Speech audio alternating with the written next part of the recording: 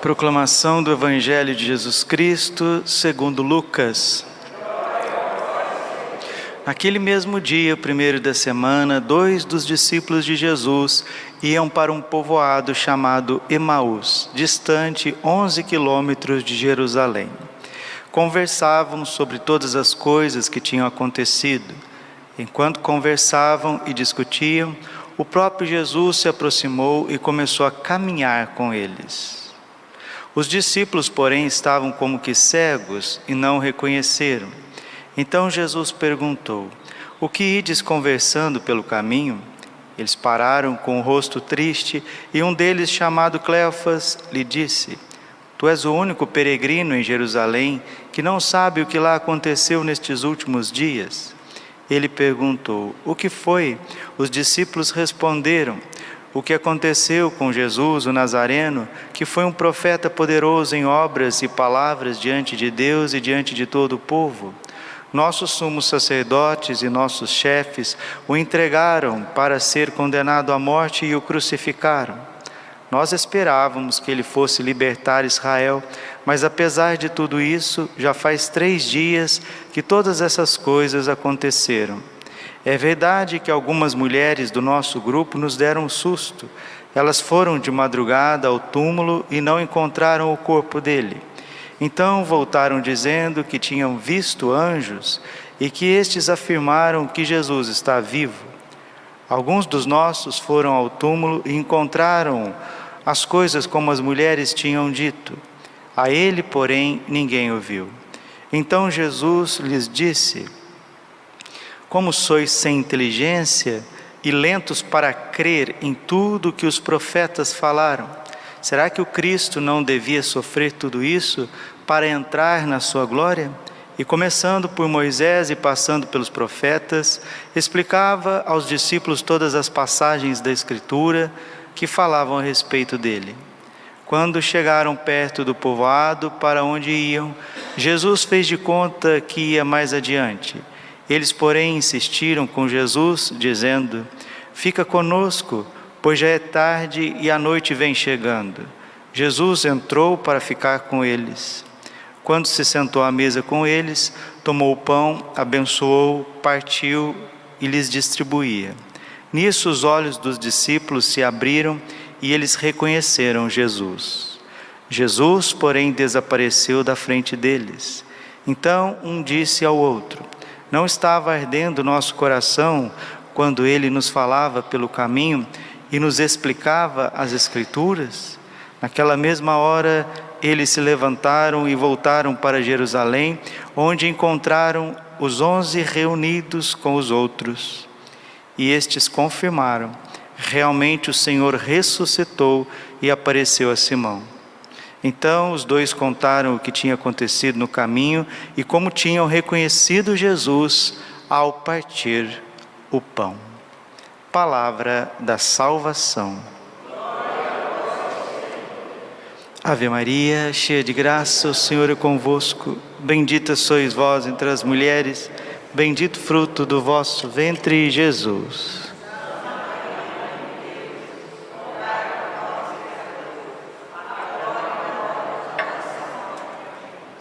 Vinde, Espírito Santo.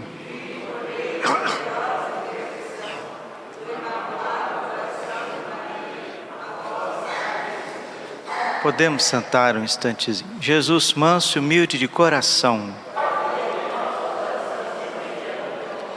Irmãos e irmãs, Jesus de Nazaré, Deus eterno e todo-poderoso, está vivo. E esses 2 discípulos de Emaús, caminhando, são todos os peregrinos da história. São todas as pessoas que estão caminhando, não sabem para onde, né? Padre Léo sempre dizia: quem não sabe para onde vai, não chega a lugar algum. Os discípulos de Emaús estavam caminhando para Emaús, mas na verdade eles não estavam caminhando simplesmente para uma vila ao redor de Jerusalém. Eles estavam caminhando sem esperança. São Paulo escreve aos Romanos: Romanos 8, 24, que nós somos salvos pela esperança. E a palavra de Deus, Hebreus capítulo 11, versículo 1, diz que a fé é o fundamento da esperança, a certeza a respeito daquilo que não se vê. Um homem inteligente, uma mulher inteligente, um homem sábio, uma mulher sábia, um ser humano equilibrado, ele só pode caminhar na esperança. Não existe busca de qualquer coisa nessa vida, principalmente a busca da salvação eterna, de dias melhores, se não for na esperança. E a nossa esperança, diz São Pedro na sua carta, ela tem nome, ela tem carne, ela tem ossos, ela tem coração, ela tem uma história, ela tem uma vida, ela tem sangue. A nossa esperança é uma pessoa, nossa esperança é Cristo Jesus crucificado e ressuscitado dos mortos. Outra coisa importante para nós, já delineando esse caminho de salvação, esse caminho de santificação, são os atos de Jesus ressuscitado. A primeira coisa que Jesus fez depois de ressuscitado foi instituir o sacramento da confissão. Nós vamos ver isso domingo que vem. João capítulo 20, versículo 21. Soprou sobre os apóstolos o Espírito Santo e disse: o pecado de quem vocês perdoarem, serão perdoados. Os pecados que vocês não perdoarem, não serão perdoados. Padre, mas não é só Deus que tem o poder de perdoar pecados? Sim, e Deus, no seu Filho Jesus Cristo, que é Deus eterno, encarnado, Ele outorgou à Igreja Santa e Católica o poder de perdoar os pecados. O sacramento da confissão, ele é tão maravilhoso, porque o ser humano, ele precisa de alguém para expressar as suas misérias, as suas fraquezas. Os 2 discípulos de Emaús fizeram de certo uma confissão, porque eles iam abrindo o seu coração, eles iam falando das suas decepções, das suas mazelas, dos seus medos, dos seus problemas, das suas inseguranças, e ali Jesus meio que atende a confissão deles, e depois, de forma extraordinária, faz uma homilia, é a Santa Missa, e aí eles ardem o coração por ouvir a palavra de Deus, a Bíblia, explicada pelo próprio autor da Bíblia, Jesus Cristo. E como não, com São João Paulo II, na sua carta Mane Nobiscum Domini, Mane Vobiscum Domini, Senhor, fica conosco. O Papa João Paulo II afirma categoricamente que Jesus ressuscitado, ele celebrou sim a Eucaristia com os discípulos de Emaús. Porque foi ao partir do pão, o pão eucarístico, o pão da vida, o pão vivo descido do céu, minha carne é verdadeiramente uma comida, o meu sangue é verdadeiramente uma bebida. O alimento do peregrino, o alimento do caminheiro, aquele que vai dar sustento para a nossa vida, é só esse alimento que vai dar força para a nossa vida, vai revigorar as nossas forças, a nossa esperança para continuar caminhando. E Jesus atende a confissão deles, Jesus faz uma direção espiritual com eles, Jesus é o grande mestre midrástico que vai mostrar o sentido profundo do Antigo Testamento em consonância com o Novo Testamento, que é Ele mesmo. É a Santa Missa, a peregrinação, e ali Jesus ressuscitado mostra o seu rosto, a sua sagrada face, e eles ficam cheios do Espírito Santo. E um coração cheio do Espírito Santo é porque ele está em paz. Jesus devolveu para eles a paz que o mundo roubou, a paz que os demônios quiseram roubar, que as más notícias, né? Porque fake news não é de agora, né?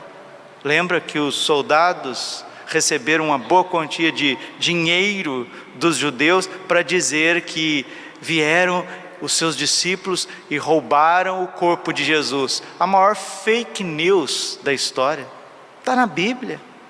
Então a mentira, as falsas notícias, as más notícias, o anti-evangelho, né? Porque o que é? Evangelho, evangelium significa boa notícia, boa nova, significa esperança. E o contrário disso são essas fake news, são essas calúnias, né?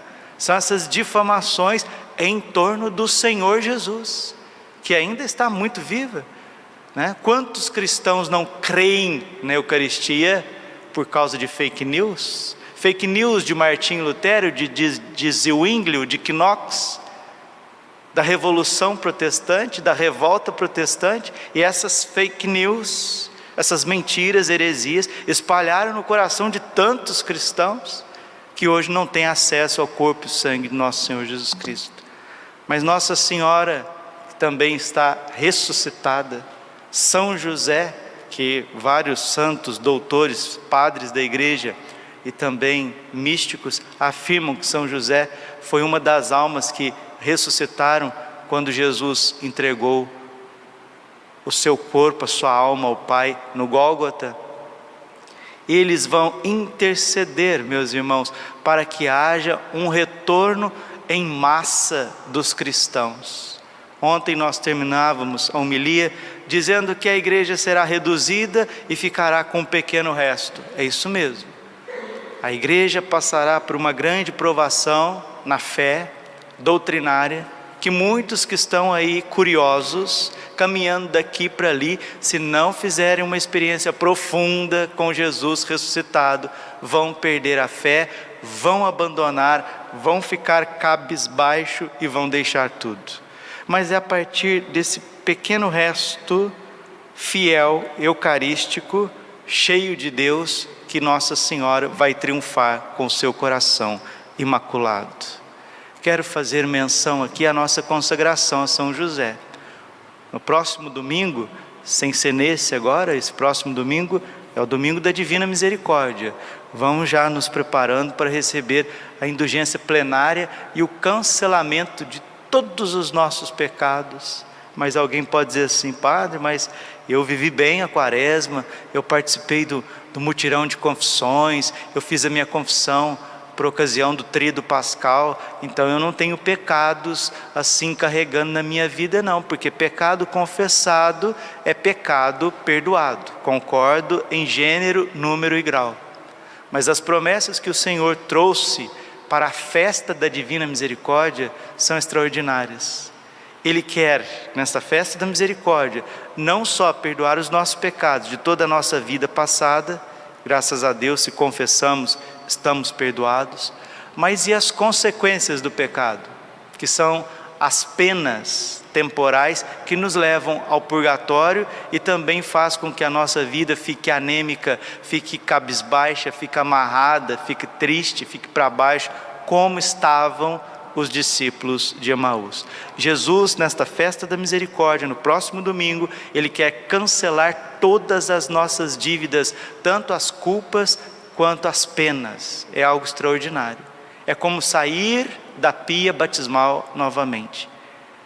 E São José, juntamente com a Santíssima Virgem, estão intercedendo por nós, para que possamos fazer esse caminho pascal, esse caminho de transformação. Hoje é quarta-feira, todas as quartas-feiras a igreja olha para o coração castíssimo de São José, e eu quero terminar essa homilia recordando aqui com o padre Donald Calloway, na página 305 do seu livro maravilhoso. Quem não tem o livro, adquira. Consagração a São José, as glórias de nosso Pai espiritual. Na página 305, baseado na mística espanhola Maria Jesus de Ágreda, cujo eu estou com a relíquia aqui, celebrando, ela foi abadesa e ela recebia visitas de Nossa Senhora desde pequena. Nossa Senhora ditou a sua vida oculta, né? Sua vida privada, a vida particular de Nossa Senhora no dia a dia, que não estão narradas nas Sagradas Escrituras, porque as Sagradas Escrituras não existem para falar da vida da Virgem, e Nossa Senhora falou da sua vida maravilhosa, sua vida imaculada, santa, no livro que ficou conhecido como Mística Cidade de Deus, uma obra de piedade mística católica extraordinária. No século XVII, a venerável Maria Jesus de Ágreda escreveu a respeito das graças extraordinárias que Deus dá aos devotos de São José. Prestem atenção. A venerável Maria de Ágreda foi uma mística, autora aclamada da Mística Cidade de Deus. Sua obra é uma verdadeira obra-prima devocional. Nela escreveu longamente sobre São José e recebeu muitas luzes sobre as bênçãos que aguardam aqueles que são devotos de São José. Ela elenca aqui 7 privilégios e eu quero recordar para nós. Diz a venerável serva de Deus: fui informada de certos privilégios conferidos a São José pelo Altíssimo por conta da sua grande santidade, e que são de especial importância aqueles que pedem a sua intercessão de maneira adequada aqui com respeito, com veneração, com fé católica e na graça de Deus. Em virtude desses privilégios especiais, a intercessão de São José é poderosíssima. Primeiro, para alcançar a virtude da pureza e superar as tendências sensuais da carne. Quem é devoto de São José vai receber o lírio da pureza num mundo que está enfurnado, afogado no pecado da carne. Segundo privilégio daqueles que são consagrados a São José, para conseguir ajuda poderosa para escapar do pecado e voltar à amizade com Deus. Se a pessoa se desviou, se ela caiu, se ela enfraqueceu, se ela está depressiva, se ela está sofrendo tentações de escrúpulo porque pecou e agora o pecado está sussurrando dentro do coração, a verdadeira devoção a São José cancela esses fantasmas, esses tormentos. Terceiro, para aumentar o amor e a devoção à Santíssima Virgem Maria, porque depois de Jesus, ninguém amou, respeitou e venerou a Santíssima Virgem nesta terra e também no céu, como seu esposo castíssimo, São José. Quem é devoto de São José amará Nossa Senhora e terá uma profunda intimidade com a Virgem, verdadeiramente de filho, verdadeiramente de escravo de amor. Quarto privilégio daqueles que se consagram a São José. Essa devoção assegura a graça de uma morte feliz e a proteção contra os demônios nesta hora. Quinto privilégio para quem se consagra, para quem vive debaixo da proteção de São José. Para encher os demônios de terror, a mera menção do seu nome por seus devotos. Esses dias estava circulando na internet um exorcista norte-americano, um padre exorcista americano, que numa possessão difícil, num caso muito difícil, eles clamaram São José, né? E o possesso viu São José com um cajado patriarcal na mão, batendo no chão ao redor do possesso. E ele dava gritos, uivos, e dizia que o seu tempo está acabando. O seu tempo está acabando, porque o triunfo dos divinos corações está cada vez mais próximo. Sexto privilégio, para ganhar, olha aqui meus irmãos, coisas profundas do tesouro da igreja, que o Espírito Santo renova aos nossos corações, como Jesus renovou a esperança para os discípulos de Emaús. Sexto privilégio, para ganhar a saúde do corpo e auxílio em todos os tipos de dificuldade. O que tem gente na clínica, o que tem gente na farmácia, tem gente que paga mais dízimo na farmácia do que na igreja, né? Se viesse a Santa Missa, recebesse Jesus na Eucaristia, tivesse uma devoção profunda a São José, quantas graças de saúde física não receberiam? Sétimo, para garantir o nascimento de seus filhos nas famílias. famílias que não podem ter filhos, invoquem a proteção, invoquem a intercessão de São José e peçam os filhos, que Deus assim o dará. Estes e muitos outros favores Deus concede àqueles que buscam de maneira adequada, com fé, com piedade, com humildade, com perseverança, a intercessão de São José, esposo de nossa mãe e rainha.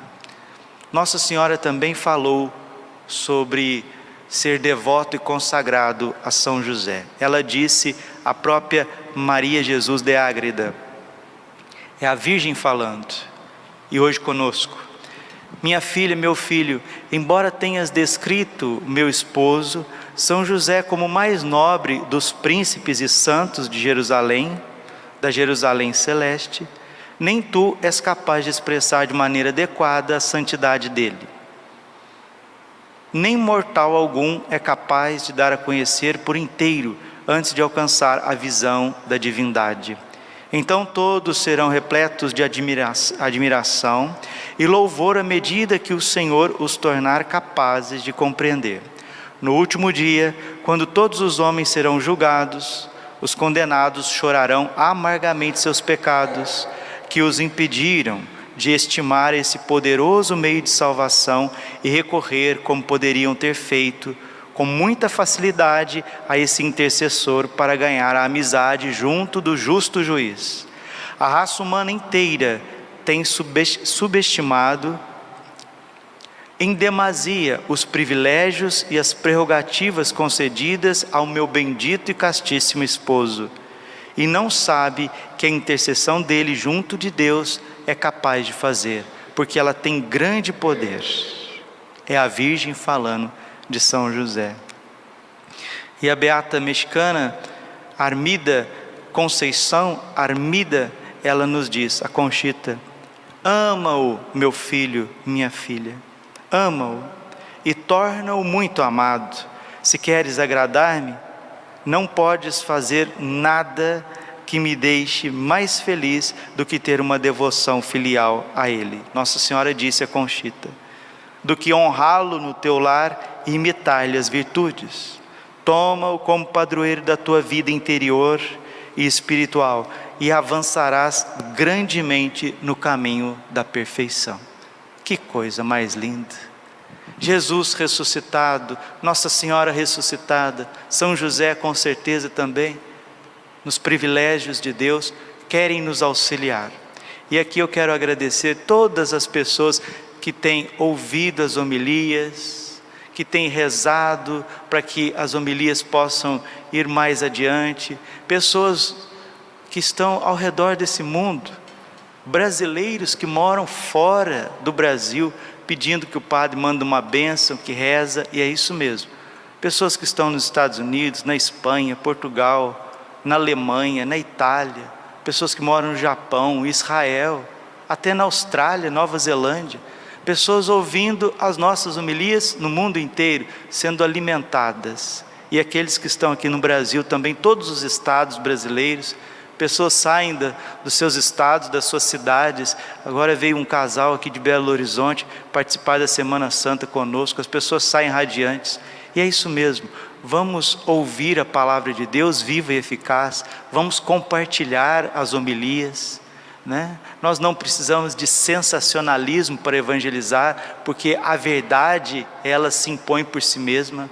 O amor tem um poder profundo e tudo aquilo que é de Deus há de se propagar. Caritas Christi urget nos, a caridade de Cristo nos impele, e o amor, ele é difusivo, ele vai longe por si mesmo, mas nós também precisamos fazer a nossa parte.